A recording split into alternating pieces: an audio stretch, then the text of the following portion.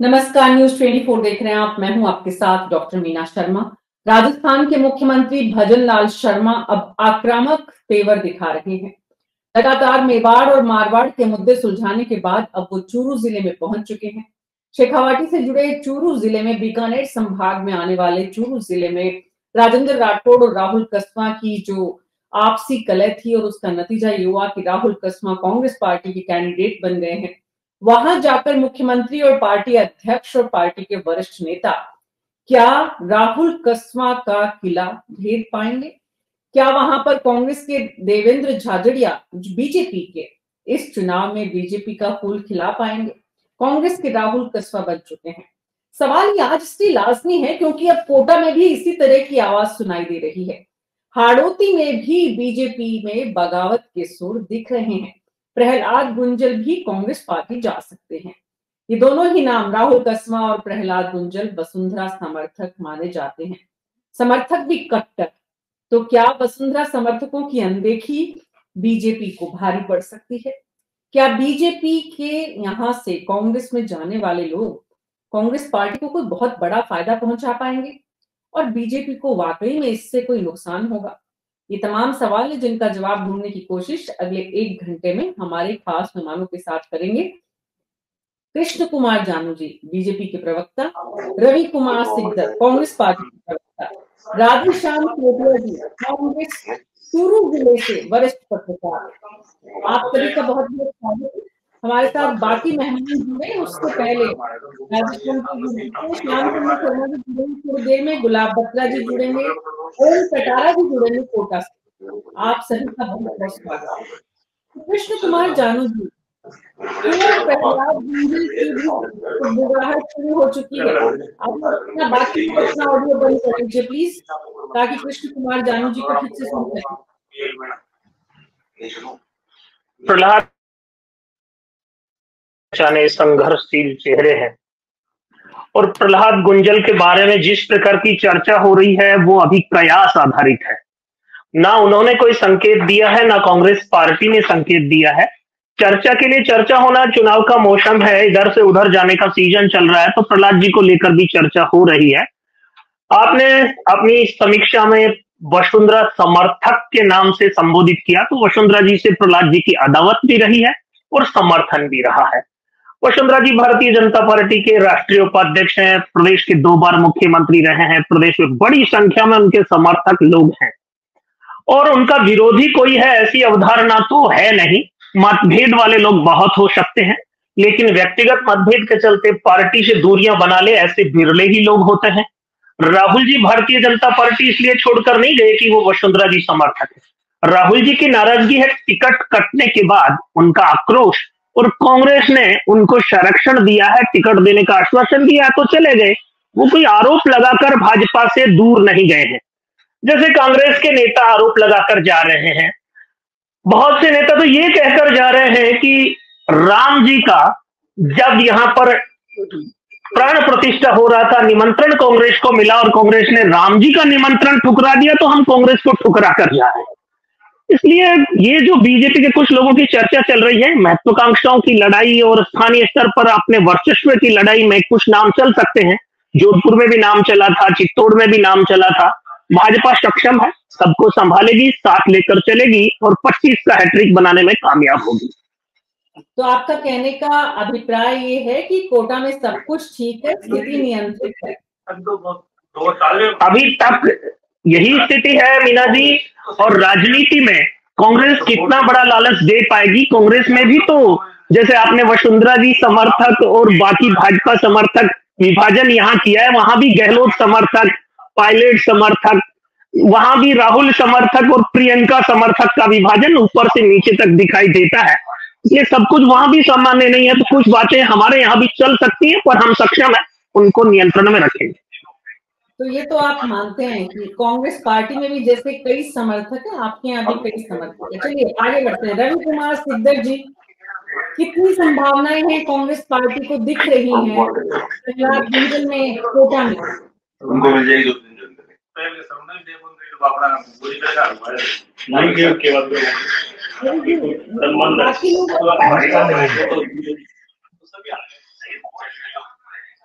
रवि जी आपके आसपास ऑडियो ज्यादा है तो मेरे पास बिल्कुल साइलेंट जोन में है।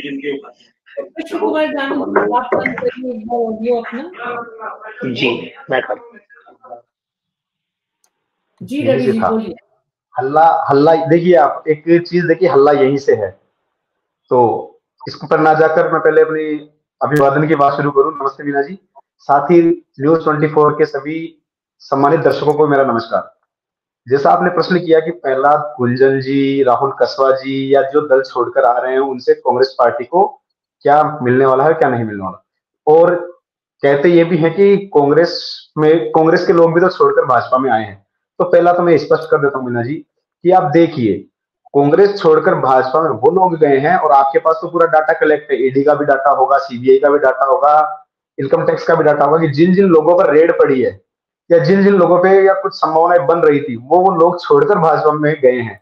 और इसी के विपरीत आप कांग्रेस में आने वालों की देखिए कि कांग्रेस में वो लोग आ रहे हैं जो उनकी नीति रीति को समझ चुके थे कि ये आडंबर है, मिथ्यावादी है। उन सबको देखते हुए कांग्रेस की लोकतांत्रिक विचारधारा में विश्वास रखते हुए उन्होंने पार्टी ज्वाइन की, क्योंकि वर्तमान में भाजपा सत्तारूढ़ पार्टी है और सत्तारूढ़ पार्टी इतने जबरदस्त नशे में है कि उनको कुछ भी दिखाई नहीं दे रहा है। उसी का प्रभाव इनके जो बोल सकते हैं पवित्र लोग जो हैं, या जिनको बोल सकते हैं कि एक जो आत्मचिंतन करते होंगे, वो लोग कहीं ना कहीं इनको छोड़कर जा रहे हैं। राहुल कसवा जी का सवाल देख लीजिए कि उन्होंने खुद ने पूछा है, 6 दिन तक उन्होंने प्रश्न किया था पार्टी से कि आप मेरी कमी बता दीजिए, मेरी गलती बता दीजिए, लेकिन उसके बावजूद उनको कोई जवाब नहीं मिला है। आपकी आवाज नहीं आ रही मीना जी? जी मैं आपको सुन रही हूँ बिल्कुल रवि जी। जी, तो आप देख लीजिए आंकड़े की कांग्रेस छोड़कर भाजपा जाने वाले कौन से लोग थे और भाजपा से कांग्रेस में आने वाले कौन से लोग हैं, क्योंकि आना जाना लगा रहेगा। आना जाना प्राचीनतम समय से लगा आया है और व्यक्तिगत व्यक्तिगत स्वार्थों की वजह से छोड़ रहा है। लेकिन हमें समझने वाली बात यहाँ पर है कि क्यों, कौन सा आदमी क्यों छोड़कर कहां जा रहा है, उसका तो हमारे पास क्या बात चल रही है कांग्रेस पार्टी की रवि जी?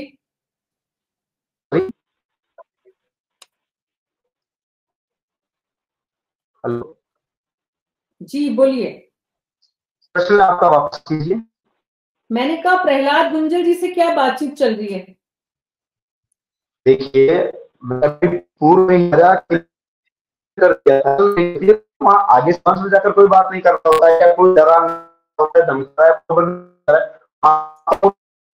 तो उस चीज को समझा है या समझा होगा। अभी तक देखिए, जैसा भाजपा के साथी ने कहा है कि ये एक शुरुआती बातें हैं, भी ऑथेंटिक कुछ भी नहीं है, तो मैं इनकी बात का समर्थन करता हूँ। लेकिन आप देखिए कि अगर ऐसा कुछ होता है तो अंतरात्मा की आवाज सुनकर लोकतांत्रिक तरीके से, संवैधानिक तरीके को महत्व देने के बावजूद कांग्रेस पार्टी की विचारधारा में विलय होने का निर्णय लेंगे, और उनका कांग्रेस पार्टी लोकतांत्रिक तरीके से स्वागत भी करती है। अंतरात्मा की आवाज जब उनकी सुनी जाएगी उसके बाद वो कोई फैसला करेंगे। ठीक है रवि कुमार जी। राधेश्याम छोटिया जी, राज्य के मुख्यमंत्री मारवाड़ और मेवाड़ में डैमेज कंट्रोल के बाद अब चूरू जिले में पहुंचे हैं। कितना असर उसका होगा और कितना राहुल कसवा के खिलाफ देवेंद्र झाझड़िया को जिताने में मुख्यमंत्री और पार्टी के अध्यक्ष की भूमिका?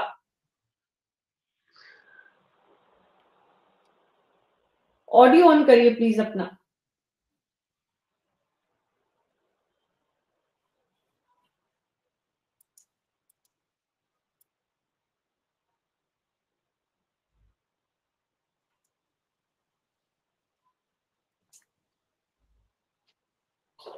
कोई बात नहीं राधेश्याम जी, आप एक बार ईयरफोन को हटाकर बात करिए।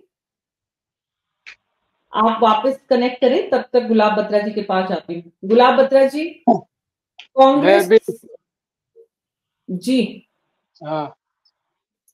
कांग्रेस से बीजेपी जाने वालों की लिस्ट छोटी है लेकिन नाम बड़े हैं। जैसे राहुल कसवा 2 बार के सांसद, वैसे प्रहलाद गुंजल वसुंधरा राजे के बड़े समर्थक, हाड़ौती के अपने आप में प्रतिष्ठापित करने वाले खुद को चेहरा।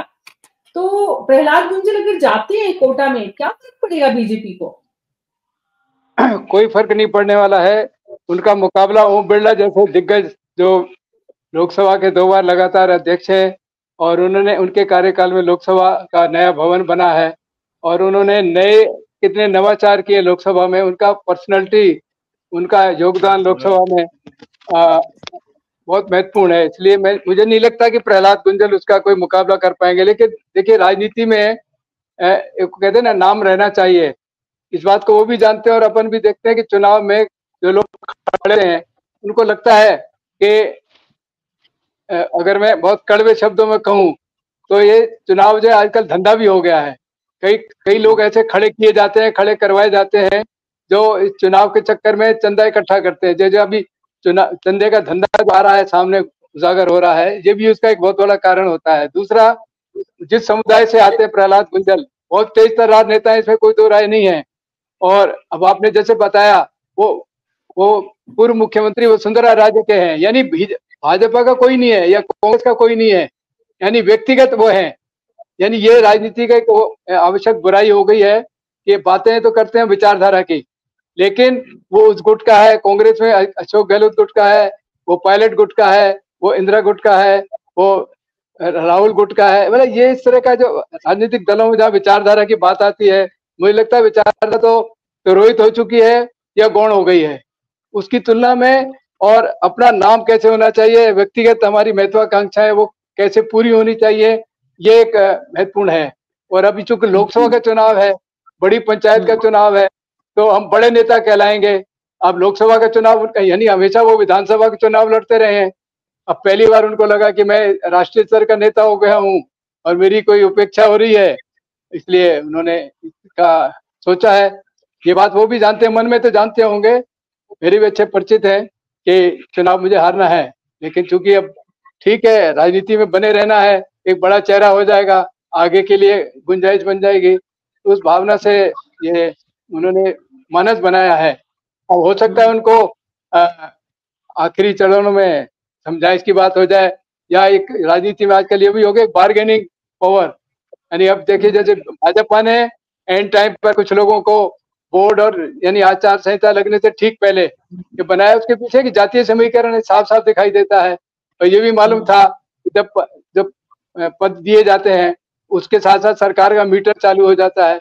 लेकिन इस तरह इस मोड़ पर जब आचार संहिता लगने से कुछ घंटों पहले इस तरह की घोषणाएं होती है, उसके पीछे आम मतदाता भी समझता है, आम जनता भी समझती है, लेकिन उनकी एक वाहवाही हो जाती है कि हाँ, हमारे समुदाय के लोगों को और तरजीह मिल गई है। उससे मुझे लगता नहीं कि कोई वोटों को फर्क पड़ने वाला हो, क्योंकि ये चुनाव जो है उस समय राहुल गांधी और नरेंद्र मोदी का चुनाव है। और ये स्थिति बन चुकी है कि जो नैरेटिव बन चुका है सारे देश में। और मोदी जी ने जो, यानी आप देखिए कि उन्होंने अपनी कैबिनेट के मंत्रियों को अगले 5 वर्ष की योजना और 100 दिनों की योजना, यानी वो कितने आश्वस्त हैं कि मैं अगला ये चुनाव 2024 का तो मैं जीत चुका हूँ, उसमें मुझे आगे क्या करना है, यानी ये एक आत्मविश्वास है। मॉरली आप अपने पार्टी के कैडर में एक कॉन्फिडेंस बूस्ट करने के लिए आप क्या क्या नहीं कर रहे हैं? प्रधानमंत्री का ये कहना कितना उचित है, नई सरकार आने के बाद 100 दिन की योजना है, तो चुनाव जीतने के बाद भी की जा सकती है, ये कितना उचित है, ये भी सवाल है। लेकिन नहीं, ये देखिए मीना जी, ऐसा है, अपन कहते हैं ना, प्यार और युद्ध में सब जायज है। तो आज जब ये चुनाव की स्थिति है, तो वो स्थिति है, उन्होंने एक मनोवैज्ञानिक जो चुनाव जीत चुके हैं, मनोवैज्ञानिक दृष्टि से वो चुनाव जीत चुके हैं, कोई दो राय नहीं। दूसरी तरफ देखिए राहुल गांधी जी, यानी वो कांग्रेस के सर्वे सर्वर है, चाहे घोषित रूप से या अघोषित रूप से। आज हालत ये है कि कांग्रेस वर्किंग कमेटी को शामिल हुए वो, और जो सीईसी की मीटिंग है, 3 मीटिंग है चलते, जिस समय न्याय यात्रा चल रही थी तो उन्होंने कुछ ऑनलाइन कुछ समय के लिए दिया। दूसरी और तीसरी मीटिंग सीईसी में वो शामिल नहीं हुए। दूसरी मीटिंग में वो आराम फरमा रहे थे, लेकिन शामिल होना उचित नहीं समझा। और तीसरी मीटिंग में भी, अब इसके पीछे भी एक वो हो सकता है कि कल को मैं मतलब कल का अगर पार्टी चुनाव हारती है तो मैं उससे बच जाऊंगा कि मैं तो निर्णय में शामिल नहीं था। ये मनोभाव भी हो सकता है। मैं एक राजनीति शास्त्र के विद्यार्थी के ऐसे समझता हूँ। बिल्कुल बिल्कुल। तो राहुल गांधी और नरेंद्र मोदी में मुकाबला कम से कम 2024 के चुनाव में एक नैरेटिव ये भी बन गया है। इससे पहले राहुल गांधी को नरेंद्र मोदी के मुकाबले कहीं माना ही नहीं गया था, समझा ही नहीं गया था। तो ये तो मैं कई बार इस बात की चर्चा कर चुकी इस लोकसभा चुनाव की, जब से बहस चर्चाएं शुरू हुई है, कि कम से कम भले ही कांग्रेस पार्टी कितनी सीट जीतती है ये मुद्दा नहीं है, लेकिन ये जरूर मुद्दा है कि नरेंद्र मोदी के सामने राहुल गांधी का खड़ा होना, राहुल गांधी की व्यक्तिगत सफलता है, तमाम उनकी विफलताओं के बीच। जो आपने जिक्र किया, गुलाब बत्रा जी, मीटिंग्स में नहीं जाना, जो आपका ये कहना, बहुत सारे लोगों का ये कहना कि लोकसभा चुनाव के बीच में कहां वो यात्रा पर निकले हुए हैं, लेकिन उसके बाद भी ये राहुल गांधी की सफलता है और इससे किसी को भी मेरे ख्याल से नाइत्तेफाकी नहीं होगी। बहरहाल ये विषय नहीं है, इसलिए वो एंग्री यंग मैन जरूर हो गए हैं, एंग्री यंग मैन के रूप में। हाँ, बिल्कुल बिल्कुल। तो मैं अविनाश चतुर्वेदी जी आपके पास आऊंगी, लेकिन उससे पहले राधेश्याम चोटिया जी, आपका ऑडियो और वीडियो कनेक्ट ठीक से हो तो? हाँ जी, हाँ जी राधेश्याम जी, हम सुन पा रहे हैं आपको। तो राधेश्याम जी, मुख्यमंत्री ने आकर जादू की झप्पी दे दी आज सबको चूरू में?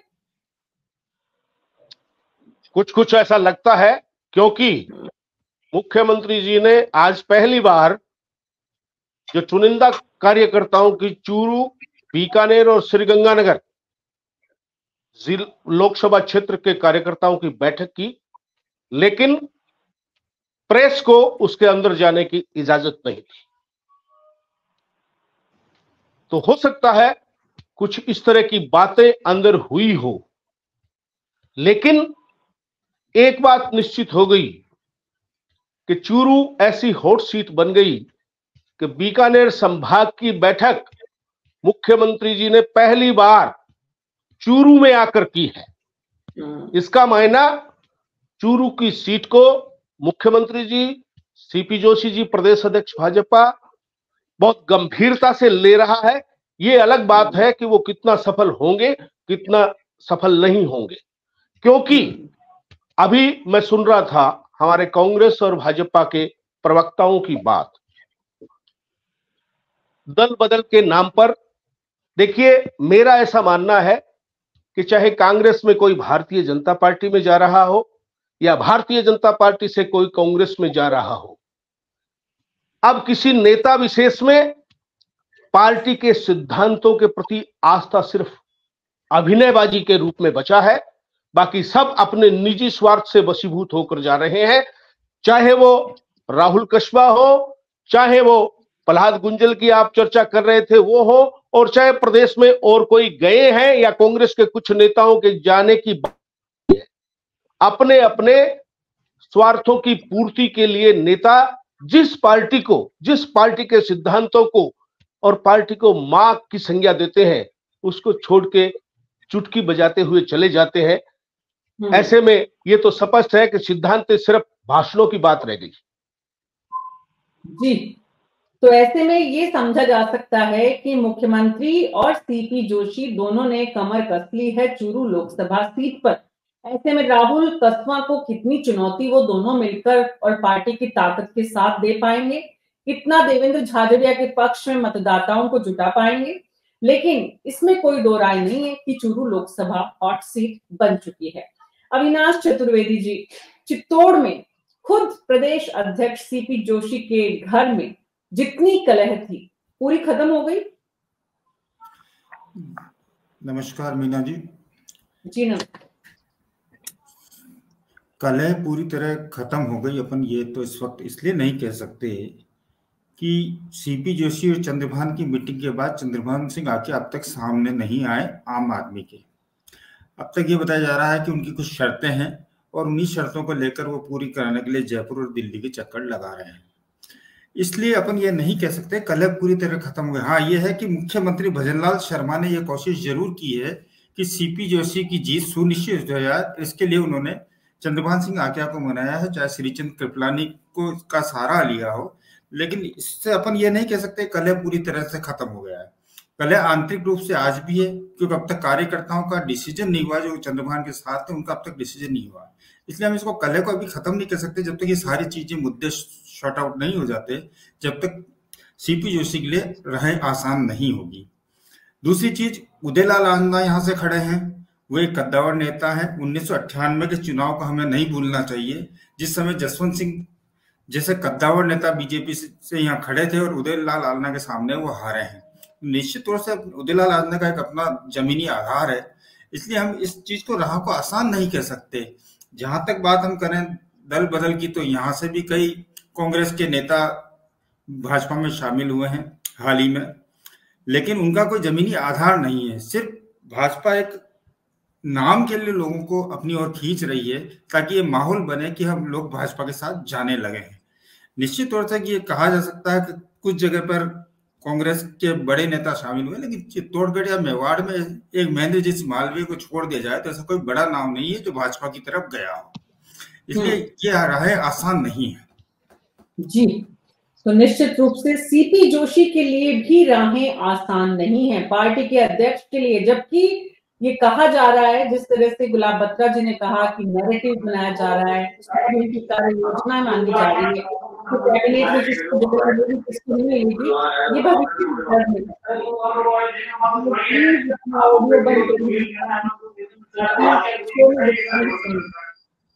Please please thank you. दूसरी चीज एक चीज और मैं कहना चाहूंगा, आज ही हमारी उदयलाल आंजना से बात हुई, चूंकि वो अनुशासन समिति कांग्रेस के प्रदेश अध्यक्ष भी हैं। जब उनसे सवाल किया गया कि कांग्रेस छोड़कर लोग तेजी से जा रहे हैं, उन्हें रोकने के लिए कांग्रेस क्या कर रही है, तो उनका एक ही जवाब था कि जिन लोगों को जाना है जाने दो, राहुल गांधी सख्त हैं, और जो लोग इस समय जहाज डूबने से पहले जिस तरह से चूहे जाते हैं उस तरह जा रहे हैं, तो उन्हें रोकने की कोई जरूरत नहीं, अपना भविष्य में अपना दूसरे ऑप्शन ढूंढ लिए जाएंगे। तो निश्चित तौर से ये कहा जा सकता है कि कांग्रेस जिस मोड पे चल रही है उन्हें जाने की परवाह नहीं है। अविनाश चतुर्वेदी जी, ऐसे में एक तरफ कांग्रेस पार्टी क्राइसिस में है, दूसरी तरफ उदयलाल आंजना जैसे लोग अपनी मजबूती बनाने की कोशिशों में जुटे हुए हैं, तीसरी तरफ उदयलाल आंजना के सामने बीजेपी के प्रदेश अध्यक्ष हैं। प्रदेश अध्यक्ष के नाते उन्हें कभी दिल्ली, कभी जयपुर, कभी प्रदेश के दूसरे जिलों में जाना पड़ता है। उसका नुकसान सीपी जोशी को हो सकता है पार्टी के कार्यकर्ताओं के बीच में, अपने लोकसभा क्षेत्र के बीच में नहीं रहने का। नहीं, नुकसान तो निश्चित तौर से हो सकता है, लेकिन सीपी जोशी जिस तरह से पिछले 15 दिनों से जिले में घूम रहे हैं, एक दिन जाते हैं फिर 2 दिन जिले में रह जाते हैं, तो इससे उन्हें कहीं ना कहीं ये है कि मैं अपनी स्थिति मजबूत रखूं। दूसरी चीज, उदयलाल आंजना ने आज ही अपने बयान में ये कहा है कि न तो मोदी अटल बिहारी वाजपेयी से बड़े नेता हैं और न ही सीपी जोशी जसवंत सिंह से बड़ा चेहरा है। ऐसे में जब 98 में चुनाव जीत गया तो ये समय मेरे लिए कोई बड़ी बात नहीं है। जी, तो सवाल ये भी है अविनाश चतुर्वेदी जी कि कांग्रेस पार्टी बहुत रिसोर्सेज की बात करती है। यहाँ पर कम से कम उदयलाल आंजना रिसोर्सेज के मामले में कमजोर नहीं है तुलनात्मक रूप से सीपी जोशी के, व्यक्तिगत रूप से वो इतने सक्षम है। ये भी एक बड़ा मुद्दा हो सकता है इस चुनाव में उनको कॉन्फिडेंस देने का। बिल्कुल बड़ा मुद्दा हो सकता है कि सीपी उदयलाल आंजना जिस तरह से सक्षम है उससे कई गुना वह आर्थिक रूप से भी सक्षम है। तो निश्चित तौर से पुराना जो उनका व्यवसाय रहा है प्रतापगढ़ क्षेत्र में, वो भी उनको मजबूती देगा, इसमें कोई दो राय नहीं है। जी, और अविनाश जी, पूरे मेवाड़ की अगर बात करें तो मेवाड़ में कांग्रेस में जाने वाले बीजेपी के नेताओं के नामों की अगर हम चर्चा करें, चाहे वो किसी भी कैंप में हो, समर्थक किसी भी ग्रुप में हो, संख्या कितनी है मेवाड़ में? नहीं, मेवाड़ में भाजपा से कांग्रेस में जाने वालों की संख्या कोई ज्यादा नहीं है, और नहीं ऐसा कोई बड़ा नाम है जो भाजपा में शामिल हुआ है। मेवाड़ से बीजेपी ने जरूर कांग्रेस के लोगों को शामिल किया है, और वो जमीनी आधार मजबूत करने के लिए किया है, क्योंकि निश्चित तौर से मेवाड़ में पहले गुलाबचंद कटारिया एक कद्दावर नेता माने जाते थे और भाजपा की राजनीति गुलाबचंद कटारिया के इर्द गिर्द घूमती थी। ऐसी स्थिति में गुलाबचंद कटारिया की कमी को पूरी करने के लिए सारे प्रयास किए जा रहे हैं। जी, कृष्ण कुमार जानू जी, एक तो आपके लिए संतुष्टि है कि आपके यहाँ से ज्यादा लोग छोड़कर नहीं जा रहे हैं, लेकिन जो जा रहे हैं उनको आपके यहाँ भी वैसा ही है जैसा कि यहाँ पर अविनाश चतुर्वेदी जी ने कहा कि जिसको जाना है वो जाए, या फिर आपके यहाँ अभी पार्टी ने अपने आप को उतना ही हम्बल बनाया हुआ है कि नहीं, जाने नहीं देंगे, रोक के रखेंगे किसी भी तरह से? देखो, भारतीय जनता पार्टी कार्यकर्ताओं के परिवार आधारित विचार की पार्टी है, और परिवार से जब कोई जाता है तो कोशिश होती है मनाने की, समझाने की, फिर भी कोई जाता है तो जाता है। इसलिए भारतीय जनता पार्टी अंतिम क्षण तक अपने कार्यकर्ता का परिवार भाव से ख्याल रखती है और उसे ये समझाने की कोशिश करती है कि परिवार में आज आपकी इच्छा के अनुरूप नहीं हुआ तो पहले हुआ है, आगे भी हो सकता है। इस संभावना को बनाए रखती है और समझाइश का रास्ता खुला रखती है। जी, तो प्रहलाद गुंजल के लिए भी अभी तक समझाइश का रास्ता खोला हुआ है आपने? प्रहलाद गुंजल के स्थानीय नेताओं की वहां पर जो आपसी एक दूसरे को खत्म करने की राह है, उसमें प्रहलाद गुंजल की बलि चढ़ जाए तो भी कोई फर्क नहीं पड़ता पार्टी को। देखिए, भारतीय जनता पार्टी अपने एक एक कार्यकर्ता की परवाह करती है। प्रहलाद गुंजल भाजपा के पुराने कार्यकर्ता हैं।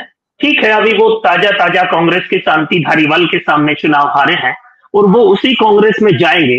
कांग्रेस को अपने जीतने वाले चांदना पर भरोसा नहीं है और वो अगर गुंजल को मोहरा बनाती है, परिणाम प्रभावित नहीं होगा। हाँ, भाजपा का एक कार्यकर्ता कुछ दिनों के लिए घर छोड़कर जरूर चला जाएगा, और अब क्योंकि हम उनके परिवार के बहुत लोगों को लेकर आए हैं।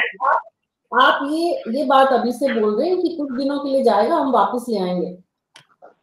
निश्चित रूप से परिवार से लोग छोड़कर जाते हैं तो परिवार नहीं वापस आते। घर वापसी की परंपरा जो है वो बनी रहेगी। ये ठीक है, इसी वजह से नेताओं का इतना साहस और दुस्साहस दोनों होता है। तो ठीक है, अगर दूसरी तरफ बात बन गई तो ठीक है, नहीं तो वापस यहाँ आने से कौन रोक रहा है। नेताओं की व्यक्तिगत महत्वाकांक्षाएं जब इस कदर हावी होती हैं तो पार्टी के लिए परेशानी का सबब बनती है। वहीं दूसरी तरफ सवाल ये भी है कि नेताओं की व्यक्तिगत महत्वाकांक्षा ज्यादा जरूरी है या राजनीतिक दल की अपनी ताकत होना ज्यादा जरूरी है। रवि कुमार सिकदर जी, कांग्रेस पार्टी इस वक्त जिस दौर से गुजर रही है उसमें आपके यहाँ से लोगों का लगातार छिटकाव भटकाव, पार्टी छोड़कर जाना आपके कार्यकर्ताओं के कॉन्फिडेंस को खत्म करता है? मीना जी और मेरे सभी वरिष्ठ जन, आप मेरा चेहरा देखिए एक बार। कहीं पर आपको लगता है कि हमारे ऊपर कोई दबाव या हम कहीं टेंशन में है? साथ ही आज की डिबेट से देखिए कितनी अच्छी अच्छी चीजें बाहर निकल कर आई है। भाजपा के वरिष्ठ साथी खुद कह रहे हैं कि कांग्रेस को अशोक चांदना पे भरोसा नहीं था तो गुंजन को लेकर आए। अरे भैया, मालवीय जी हमारे से लेकर गए हो, कैसी बातें कर रहे हैं आप? आपके पास नेता नहीं है, आपके पास लोग नहीं है, तो आप उनको दबाव देकर कांग्रेस में सम्मिलित कर रहे हैं। आए थे आप कांग्रेस मुक्त करने, हो रहे हैं आप कांग्रेस युक्त। और मीना जी, आपने एक बात कही थी शुरू में ही कि कांग्रेस की सूची बड़ी है जाने वालों की और आने वालों की सूची छोटी है, लेकिन इसका विपरीत आप फिर देख लीजिए। वरिष्ठ जन थोड़ा ध्यान से सुनिएगा कि इसका विपरीत आप देखिए कि हमारी सूची भले ही छोटी है आने वालों की, लेकिन बीजेपी है ना, उसकी हड़बड़ाहट बहुत भयंकर गड़बड़ाई हुई है उस छोटी सूची की वजह से भी। आप मुख्यमंत्री जी को देखिए कैसे पागलों की तरह दौड़ रहे हैं, भाग रहे हैं, झटपटा रहे हैं, बिन पानी की मछली जैसे झटपटाती है। अरे भाई ओ हो गो, अरे भाई ये हो गया, अरे भाई वो। अरे भैया, मुख्यमंत्री का काम करो। बात करते हैं आप मोदी जी के 10 साल के कार्यकाल की। इन्होंने तो अभी गुणगान नहीं किया, लेकिन मैं कर देता हूं। अगर मोदी जी के कार्यकाल की और मोदी जी के 10 साल की अगर इतनी ही आप प्रबल लोग हैं ना, तो आपकी जो सूची देरी से आ रही है, अब आप मुझ पर क्वेश्चन करेंगे कि सूची आपकी भी देरी से आ रही है, तो मैं इसका भी जवाब दूंगा क्योंकि मैं लेकर बैठा हूं, क्योंकि मैं ऑथेंटिक आंकड़ों पे बात करता हूं, कांग्रेस का प्रवक्ता हूं। तो आप देखिए कि इनकी सूची नहीं आने की वजह साफ साफ दिख रही है कि इनके पास लोग नहीं है कि कांग्रेस से कोई ऐसा कुछ हो जिसको हम लेकर आए। और देखिए कि मतलब मेरे को हंसी आ रही है इन बड़े भाई साहब को देख के, बीजेपी वालों को, कि ये बातें कर किस तरीके की रहे। तो आप लोग देखिए कि हमारे, अभी इन्होंने कहा कि हमारे कोई राजीनामे वाली बात नहीं हो रही है। हमें पता है, एक कहावत राजस्थान में, आपनो हो से जावे नहीं, और जावे जो आप, तो अपने को तो पूरा है कि जो छोटी सी बात पर ये छोड़ के जा रहे हैं तो जाइए। हमारे पास सेकंड पारी इतनी जबरदस्त है। आप देखिए हमारे टिकटों में मंथन इतना जबरदस्त तरीके से हो रहा है कि दे तो दे किसको, एक से बढ़कर एक धुरंधर बैठे हैं, पेज फंसे पड़ेगी, ये धुरंधर को दे, ये धुरंधर को दे। हम ये नहीं देख रहे हैं कि कोई बीजेपी से आए, बीजेपी से खुदा के बोल रहा है तो हम सुन ले रहे हैं। साथ ही बात करते हैं सीटों की, मैं सीधा निर्णय पे बात, 2 बार सुपड़ा साफ हुआ फिर भी धुरंधर बैठे हैं। माफी चाहूंगा। कोई बात नहीं कृष्ण कुमार जी, वो युवा है। मैं कह रहा हूँ 2 बार लगातार पूरी बत्तीस नहीं आ रहे, फिर भी आपके पास धुरंधर है। कृष्ण कुमार जी, उनका उत्साह, आदरणीय जी, मैं आपकी बात का सम्मान करता हूँ। सुनिए, कल कांग्रेस के प्रवक्ता कांग्रेस की सरकार बना रहे थे, उनका भी उत्साह बढ़ाया हमने, क्योंकि अगर कोई नहीं मैं ख्याली पुलावों में नहीं हूँ। जो आज ये ख्याली पुलाव लेके आए हैं, मन के लट्टू फीके क्यों फीके हैं तो थोड़े क्यों। मैं आपकी बात का समर्थन करता हूँ कि एक दशक से हमने खाता नहीं खोला कांग्रेस का राजस्थान में, लेकिन मैं वादा करता हूँ मेरी पार्टी की ओर से इस बार आप परिणाम देखिएगा। मीना जी, जिस दिन परिणाम आए तो जानू जी को मेरे सामने जरूर बिठाना, क्योंकि इनका सरनेम मुझे बहुत प्यारा लगा, जानू। तो मैं इनके साथ बैठना चाहूंगा उस परिवार वाले। जाना चाहेंगे चुनाव परिणाम के दिन? परिणाम वाले दिन मैं बैठूंगा, आदरणीय जी आपके सामने और परिणाम देखिएगा। मैं आज आपको पूरी जिम्मेदारी के साथ, क्योंकि यहाँ पर रवि को नहीं सुन रहे, यहाँ पर कांग्रेस को सुन रहे हैं लोग, और जिम्मेदारी के साथ ये दावा करता हूँ, और उस दावे का अभी आंकलन यहाँ से निकल चुका है कि मेवाड़ में भाग रहे हैं, मारवाड़ में भाग रहे हैं, बीकानेर में भाग रहे हैं, वो हड़बड़ाहट ही है जो परिणाम दर्शा रही है इन लोगों को। तो जानू जी आपका सामना मेरे से ही होगा इस बार परिणाम वाले दिन, 4 जून को हम बैठेंगे। 4 जून फाइनल, बिल्कुल अपन बैठेंगे दोनों भाई। रवि जी आप इसी तरह से मेहनत करते रहिए, आप बहुत मेहनत नहीं, कांग्रेस पार्टी के, इसमें कोई दो राय नहीं है, बड़ी अच्छी प्रतिभा है आप में, बस आप जानकारी ज्यादा जुटाइए। जानकारियों की कमी होने से क्या होता है कि फिर हम उपमाओं का सहारा लेते हैं, कहानियों का सहारा लेते हैं, इसलिए जी मैं वापस आऊंगी। मैं तो आपसे सबसे आधी उम्र का बैठा, मुझे तो यहाँ से भी सीखने को मिलेगा, मैं तो कुछ ना कुछ लेके जाऊंगा यहाँ से। तो इसीलिए तो इतनी प्रशंसा आपकी कर दी ना, आप और सुनना चाहते हैं? श्याम सुंदर शर्मा जी, श्याम जी मैं आपके पास आना चाह रही हूँ। श्याम सुंदर शर्मा जी, कांग्रेस पार्टी में बीजेपी से आने वालों की लिस्ट बहुत छोटी है, लेकिन संदेश देने के लिए कि बीजेपी में आज जब नरेंद्र मोदी की इतनी बड़ी लहर चल रही है, फिर ऐसा क्या हो रहा है कि बीजेपी के लोग भी छोड़कर जा रहे हैं, ऐसे ऐसे लोग छोड़कर जा रहे हैं जो 2 बार सांसद बने। अब रवि जी बीच में मत बोलिए, अच्छे प्रवक्ता की सबसे बड़ी निशानी है बीच में नहीं बोलना। तो अब 2 बार के सांसद भी छोड़कर जा रहे हैं और कांग्रेस पार्टी में जा रहे हैं, तो कांग्रेस पार्टी को जहां इतना बैकफुट पर बता रहे हैं, वहां कांग्रेस में जाने वालों की कोटा से जो खबर आ रही है, श्याम सुंदर शर्मा जी, प्रहलाद गुंजल भी जा रहे हैं और पार्टी जाने दे रही है, ये कहना चाहिए बीजेपी? अब देखिएगा कि अभी जा रहे हैं नहीं जा रहे हैं, लेकिन चर्चा तो थी कि उन्होंने मोदी परिवार का नाम जो अपने ट्विटर पे हटा लिया है, मोदी परिवार के नहीं रहे वो, क्योंकि देखिएगा वो पहली बार नहीं जा रहे हैं बीजेपी से, इससे पहले भी गए हैं और फिर दोबारा आए हैं। वसुंधरा जी लेके आई थी कि वसुंधरा जी के बेटे को जिताने के लिए वो कामयाब रहते हैं, इसलिए वो आते रहते हैं जाते रहते हैं। अब जाएंगे तो जानू जी को पता है कि वो गुजर वोट लेके चले जाएंगे तो क्या स्थिति होगी, लेकिन जानू जी आपके क्षेत्र शेखावटी में बीजेपी की स्थिति ठीक नहीं है। अब राहुल कसवा तो आपके चोरू से ही गए, वो देखिए वो ताल ठोक रहे हैं। राजेंद्र राठौड़ को रोज याद करते हैं कि वो आए नहीं मेरे क्षेत्र में, मैं दमदारी तरीके से लड़ रहा हूँ। अब देखिए कांग्रेस वाले रवि जी के साथ में कल था, अब इनसे पूछो सीकर में आपके पास कौन सा कैंडिडेट है, वो क्यों समझौते में देने की बात, माकपा को देने की बात कर रहे हैं गोविंद सिंह डोटासरा।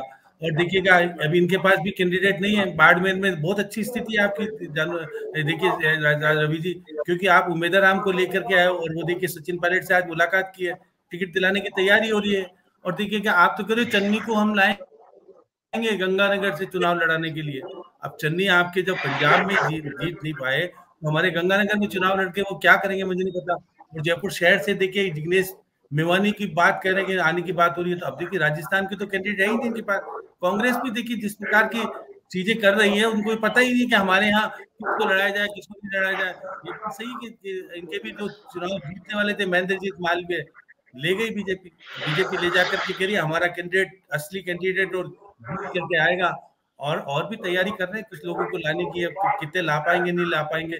स्थिति देखिए दोनों, मोदी लहर इसका मतलब नहीं है इस बार, क्या मोदी लहर नहीं है क्या पूरी तरीके से? जानू जी आप जो मोदी जी के नाम पे चुनाव जीतना चाहते थे तो 10 कैंडिडेट को चुनाव घोषित करने देखिए, अभी तो चुनावी प्रक्रिया भी शुरू हो गई। जयपुर शहर और जयपुर ग्रामीण में किसको खड़ा करोगे? अब देखिए ग्रामीण में तो आप उसी को खड़ा करोगे जो कांग्रेस से लेके आए हो।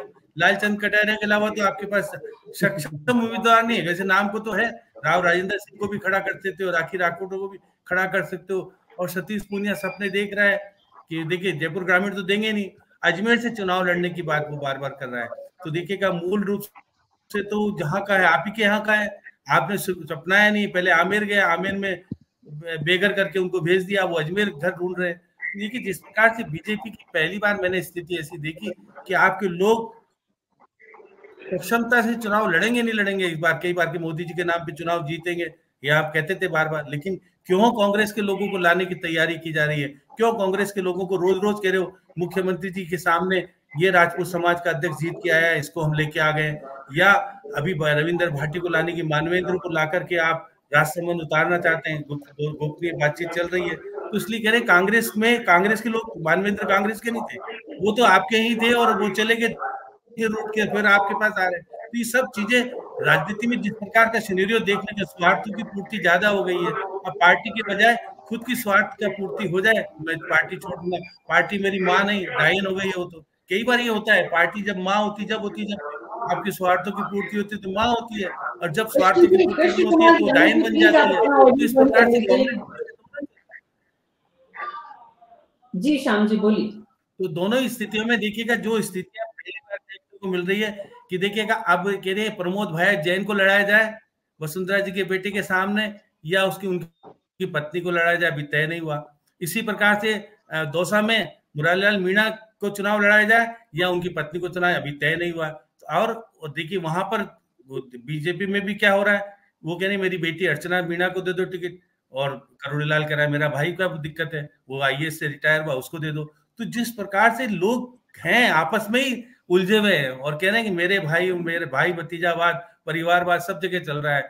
अब देखिए वही बात आई कि झुंझुनू में विजेंद्र ओला, नहीं मेरी पत्नी को लड़ाओ चुनाव, मैं तो जीता हुआ हूँ, मेरी पत्नी चुनाव। तो ये पत्नी भाई बंधु सब जो सामने आ रही है, और कृष्णा पूनिया जा रही है बताते हैं, अब ये जानू जी उनको भी लेके आ रहे हैं। अब उन कितने लाभ को, क्योंकि 126 करोड़ के टी शर्ट खरीदने वाले घोटाले वाले को आप लेके आओगे तो फिर क्या कहोगे पब्लिक के सामने जाकर के। तो ये सब चीजें देखिए कि बहुत सारी चीजें की स्वार्थों की पूर्ति के लिए राजनीति में जीत जरूरी है, चाहे भले महेंद्रजीत मालवीय भ्रष्ट था, कुछ भी था, अब हमारा कैंडिडेट जीता के लाएंगे, अब उसकी क्या करेंगे कि नहीं करेंगे। देखिए भंवरलाल शर्मा तो डेथ हो गई, उनके खिलाफ मामला दर्ज था, और पूर्व मुख्यमंत्री जी तो बेटे को जिताने के लिए चेन्नई चले गए कि भाई देखिए मेरा बेटा आपके साथ रहेगा, और वो रणछोड़ दास बन गए, जोधपुर छोड़ के चले गए, बेटे को भी ले गए कि भाई अब तो तुम्हारे, मैं तो उम्र दराज का हो गया, अब चुनाव लड़ूंगा नहीं आने वाले टाइम में, लेकिन मेरा बेटा एमपी बन के चला जाए। वो चेन्नई में रोज कर रहे हैं प्रचार प्रसार, और 30 लोगों को लेके गए। तो इसलिए राजस्थान में गणमान बेनीवाल के सारे लो, माकपा के सारे सीकर जीत लो, या फिर उसके अलावा देखिएगा कि ट्राइबल पार्टी से हो जाए तो महेंद्रजीत मालवीय को चुनौती दे दो। तो ये सब चीजें अभी तक राजनीति में अस्थिरता का माहौल इस बार बहुत अधिक देखने को मिला है। जी तो कृष्ण कुमार जानू जी, कृष्णा पूनिया को लाकर आप देवेंद्र झाझड़िया की जीत सुनिश्चित कर रहे? देखो ये राजनीति के कयास और चर्चाएं हैं। कृष्णा जी कांग्रेस की बड़ी नेता है, ना तो उन्होंने संकेत दिया है मीडिया खबरों में मसाला लगाने के लिए, और शर्मा जी के पास सूचना आई है, उसकी पुष्टि भारतीय जनता पार्टी में तो अभी नहीं हुई है, लेकिन राजनीति संभावना का खेल है। अगर लाभ दिखेगा कृष्णा को भी, कैरियर की चिंता होगी कृष्णा को भी, तो आ सकती है। अब भाजपा ने तो ये तय कर रखा है ना कि कांग्रेस मुक्त भारत बनाना है, इसलिए उस अभियान में वो भी कांग्रेस का साथ छोड़ती है, तो दिक्कत नहीं। भाजपा बनानी है। रवि जी बीच में मत बोलिए प्लीज। देखो कृष्ण कुमार जानू जी, अब तो आप नैतिक आधार भी खो चुकी है। कांग्रेस मुक्त भारत का नारा बोलने का नैतिक आधार भी खो दिया आपने, क्योंकि कांग्रेस के लोग आपके यहाँ आ रहे, तो आप कांग्रेस मुक्त भारत नहीं हो रहा है, क्योंकि शायद आपको भी समझ में आ गया इस देश की सबसे पुरानी पार्टी को इतनी जल्दी मुक्त करना देश से आसान नहीं है। इसलिए आपने कांग्रेस युक्त बीजेपी बना ली, और पूरा देश इसी बात की चर्चा कर रहा है। अब जब बीजेपी की बात होगी तो भाई बीजेपी में ये कांग्रेसी आप भी बैठकर आपस में चर्चाएं करेंगे जब बैठकों में बैठेंगे, और कई बार पीड़ा से, कई बार परेशानी से, कई बार बोलेंगे कि देखिए नहीं आती तो मेरी टिकट तो पक्की होती, क्या पता शुरू में आपकी किस्मत खुल जाती किसी जमाने में, या कहीं और शेखावाटी में, या आज भी। अवसर तो हमेशा राजनीति वो करियर है आज की तारीख में, इसमें किसी को कंफ्यूजन नहीं होना चाहिए। समाज के हर काल में, चाहे वो आज के 100 साल बाद पहले की बात करें, 50 साल या 200 साल, राजनीति को बड़ी संख्या में लोगों ने करियर माना, और एक वर्ग समाज सेवा मानते हुए उस नीति पर चलता रहा। उसी वर्ग की वजह से राजनीति में जितनी नैतिकता की, मूल्यों की बात हम लोग बैठ के कर पा रहे, वो उन कुछ लोगों की वजह से कर पा रहे। बाकी राजनीति करियर बन चुका है। उस करियर में भी सबसे मुश्किल है वो पूरी जिंदगी खपाता है आदमी, सांसद 1 बार बन पाता है, 2 बार बन पाता है, विधायक 4 बार बन पाता है, कोई 1 बार बन पाता है, कोई 1 बार मंत्री बन पाता है, कोई किसी बोर्ड का अध्यक्ष बन के पूरी जिंदगी निकाल देता है, कोई दरी बिछाते बिछाते ही पूरी जिंदगी गुजार देता है, और ऐसे लोगों की भी संख्या बहुत बड़ी है। तो राजनीति बहुत बड़ा, बहुत मतलब मुश्किल करियर है। ऐसे में सवाल ये कृष्ण कुमार जानू जी कि कांग्रेस युक्त बीजेपी जो इस वक्त है, वो कांग्रेस युक्त बीजेपी कांग्रेस की मदद से ही राजस्थान की 25 लोकसभा सीटों पर कब्जा करेगी। मीना जी, कांग्रेस युक्त कहें उसे या कांग्रेस से जो मुक्त हुए हैं, किस तोहमत के साथ हुए, किन आरोपों के साथ हुए हैं, उससे समझ में आता है कि वो वहां क्या सोच रहे थे और क्या हो रहा था। आपने एक बहुत सुंदर परिभाषा गढ़ी है कि राजनीति कैरियर है, पर मीना जी, डॉक्टर इंजीनियर की कोचिंग के इतने शिक्षण संस्थान चलते हैं, इतने बड़े प्रतिष्ठान बन गए हैं, एक भी माँ बाप अपने बेटे को कैरियर के पॉइंट ऑफ व्यू से नेता बनाने की ट्रेनिंग नहीं देता है, सब उसको डॉक्टर इंजीनियर बनाते हैं। आप सहयोग करें तो अपन शुरू कर देते हैं, अपन दोनों को ये प्रयोग कर लेना चाहिए बच्चों पे। जी जी, बोले कृष्ण कुमार, पूरी बात करें।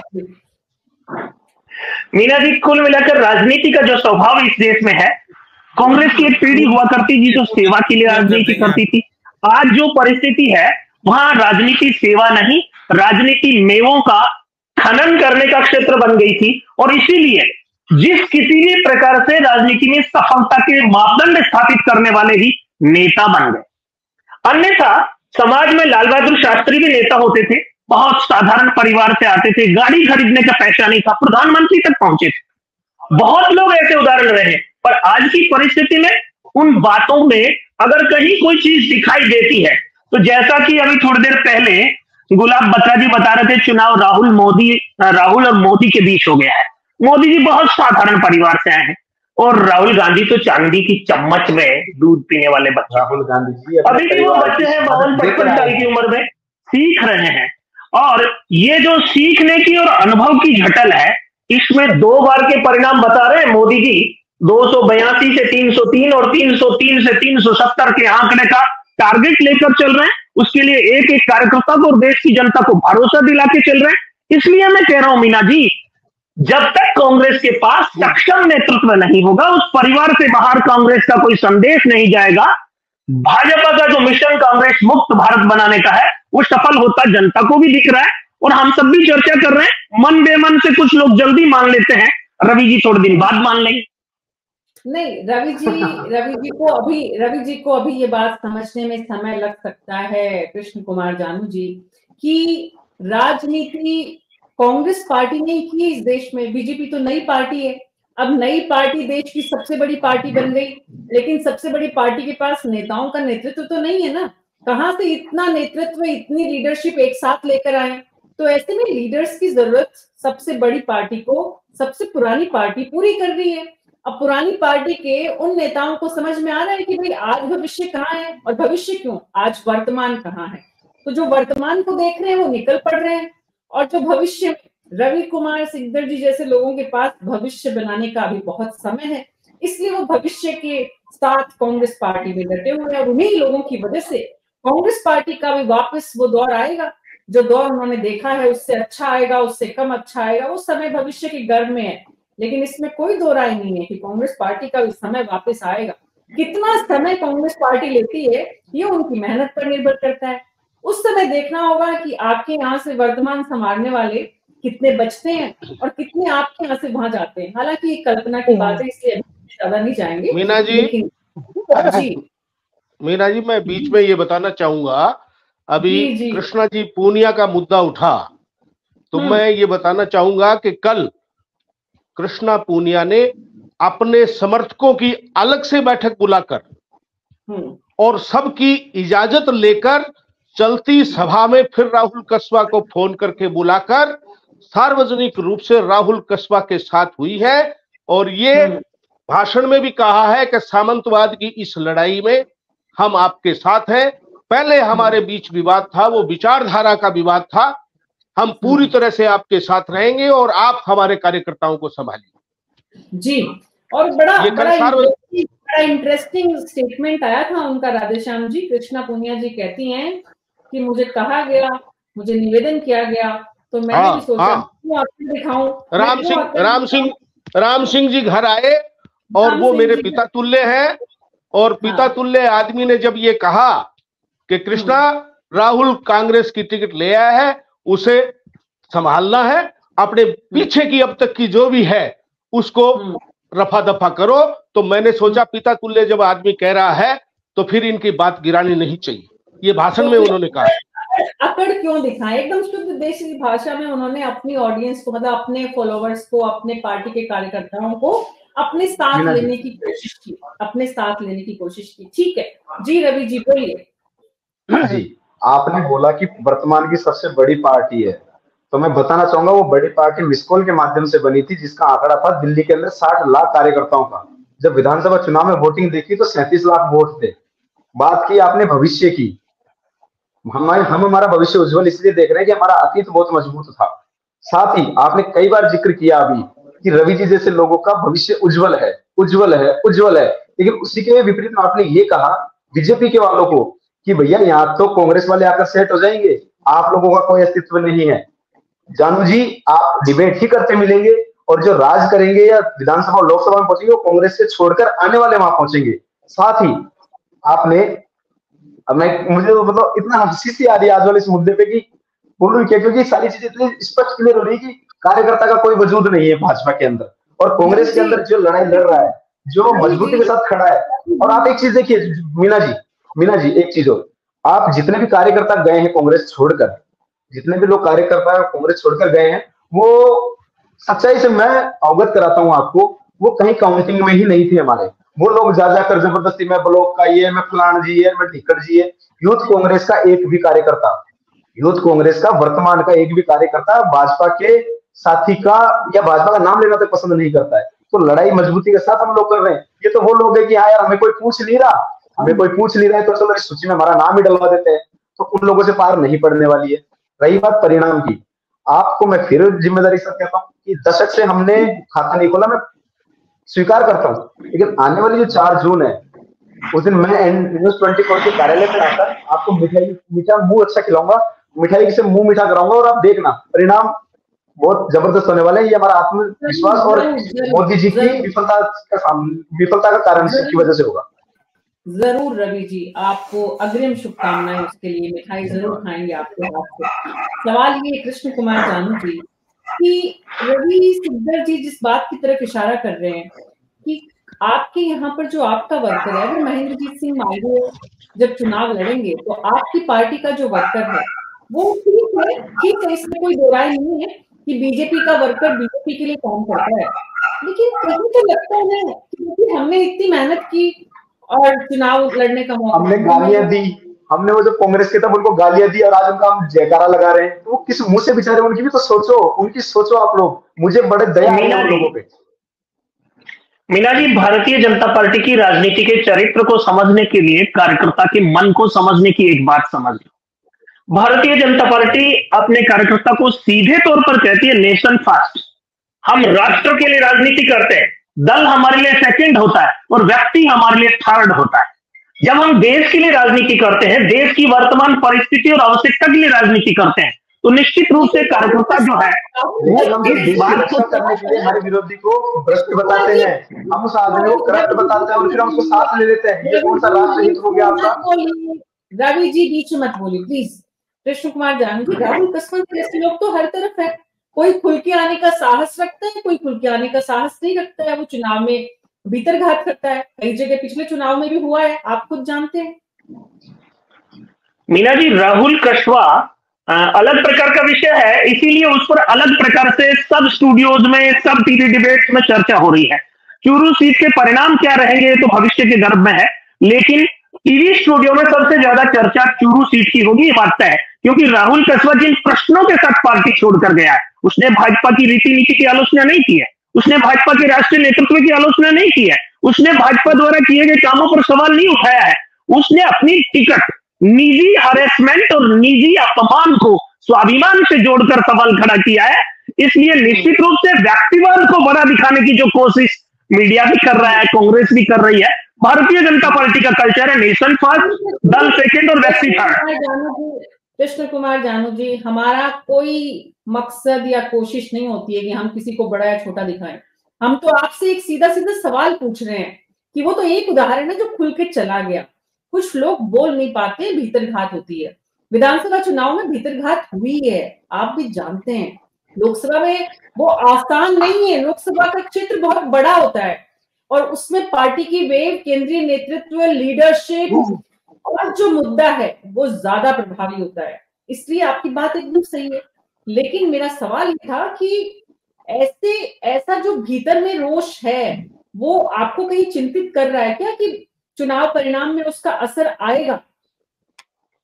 मीना जी, जन चर्चाओं में असर जरूर आता है और चर्चाएं भारत की जनता बहुत जल्दी भूलती है। राजनीतिक दल दोनों प्रकार के, तीनों प्रकार के राजनीतिक दल जानते हैं कि जनता की भूलने की क्षमता बहुत छोटी है, जल्दी भूल जाते हैं। आपको अगर ध्यान आता हो, गुलाब बत्रा जी, इस चुनाव में भारतीय जनता पार्टी से कांग्रेस में जाने वाले और कांग्रेस से भारतीय जनता पार्टी में जाने वाले दल बदलुओं की स्थिति क्या होगी?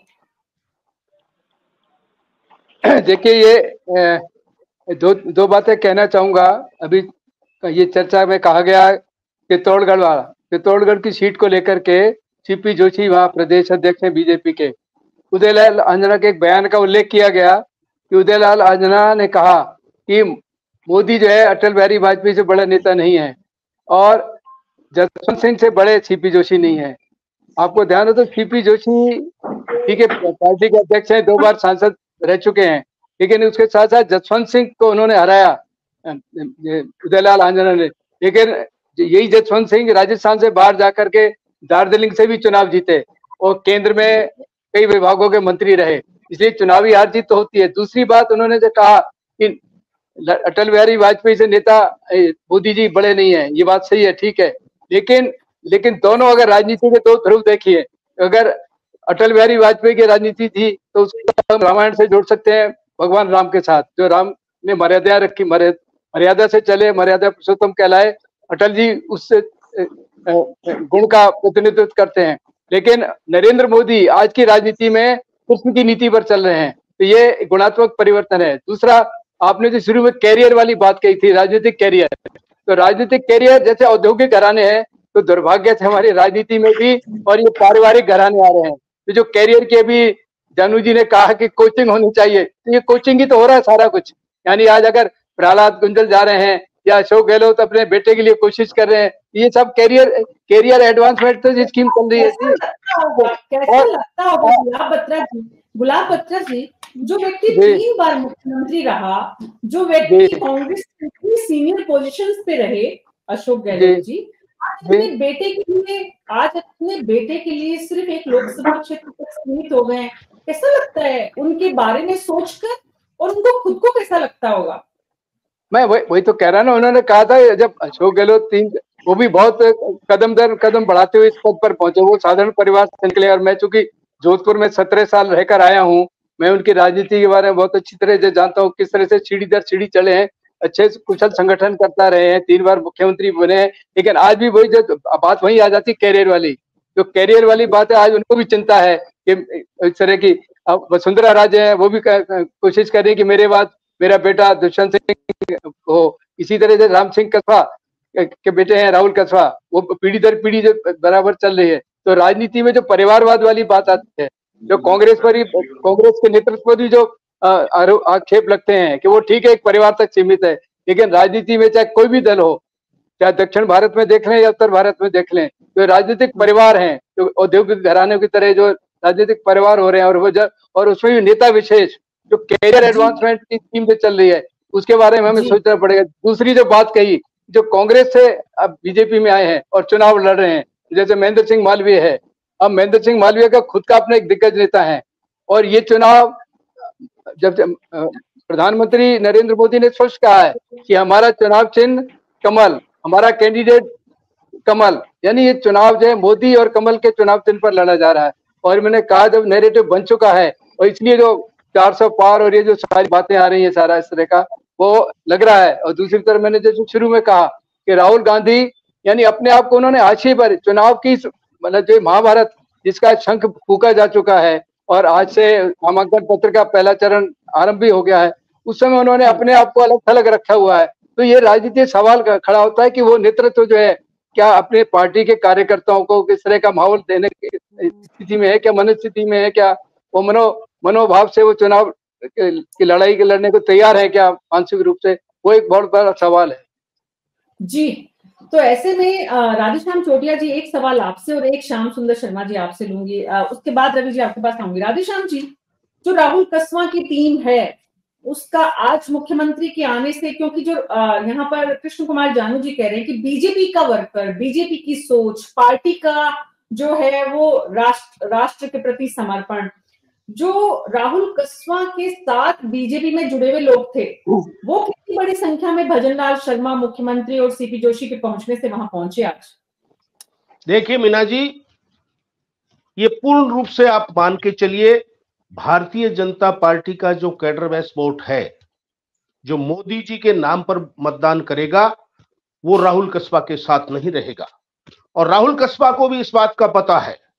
वो इसीलिए जिस दिन से उनका टिकट कटा है, वो इशारों में सामंतवाद कह के टिकट उनका कटने में सबसे महत्वपूर्ण रोल अगर कहीं है तो वो वसुंधरा जी का है। लेकिन वो उस बात को टाल के राजेंद्र राठौड़ को इंगित करते हैं ताकि जाट और राजपूत का जो चिर परिचित द्वंद्व है उसको उभारा जा सके, जाटों को एक्साइट किया रखा जा सके। और उसमें वो अब तक लगभग सफल है, क्योंकि जाट समुदाय इस बात को, लेकिन सिर्फ जाट वोट से राहुल कसवा चुनाव जीत जाएंगे क्या? नहीं, कांग्रेस का वोट तो है ही मीना जी। जैसे मुस्लिम है 2.5 लाख, मुस्लिम वोट तो वैसे भी भाजपा को नहीं जाने हैं। अनुसूचित जाति जनजाति का जो वोट बैंक है, और कांग्रेस कितनी भी कमजोर हुई हो, 36 कौम में उसका अपना एक वोट बैंक है, 36 कौम में वो राहुल कसबा को गिरेगा जी। तो इसीलिए तो राहुल कसबा को भारी मान रहे हैं। जी जी, बिल्कुल बिल्कुल। तो कंपटीशन जो है, फाइट जो है, और खुद कृष्ण कुमार जानू जी ने कहा नतीजा क्या होगा, उन्हें भी संभावना दिखती है नतीजों में जिस तरह की। कोई बात नहीं। श्याम सुंदर शर्मा जी, जिस तरह से आज हम बात कर रहे थे 2 दिन से कि मुख्यमंत्री बड़े आक्रामक अंदाज में मारवाड़ और मेवाड़ में डैमेज कंट्रोल कर पाए, यहाँ पर डैमेज कंट्रोल करने की कोशिश तो उन्होंने की है जाकर शेखावाटी में, लेकिन सफल कितने होंगे ये अभी प्रश्न चिन्ह है राधेश्याम चोटिया जी की बात सुनने के बाद। देखिएगा कि क्योंकि राजस्थान में उनका जो शेखावटी में उनका प्रभाव शुरू से है नहीं मुख्यमंत्री जी का। मुख्यमंत्री जी तो देखिए पूर्वी राजस्थान या जयपुर तक रहे थे, इधर की तरफ बहुत ज्यादा नहीं गए तो उधर की तरफ थे। जब भी महामंत्री भी थे तो शेखावटी की तरफ नहीं आए, ये भी जानू जी को पता है।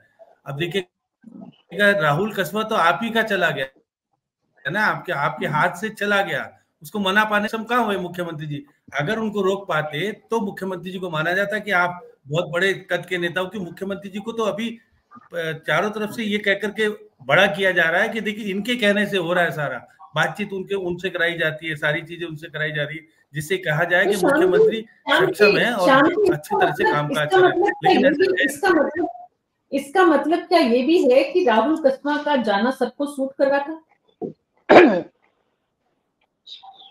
नहीं, राहुल कसबा का जाना देखिएगा, उनके पिता 4 बार एमपी रहे, 2 बार खुद रहे। जो अगर इतनी बार एमपी रहा हो तो कुछ तो प्रभाव रखता हो।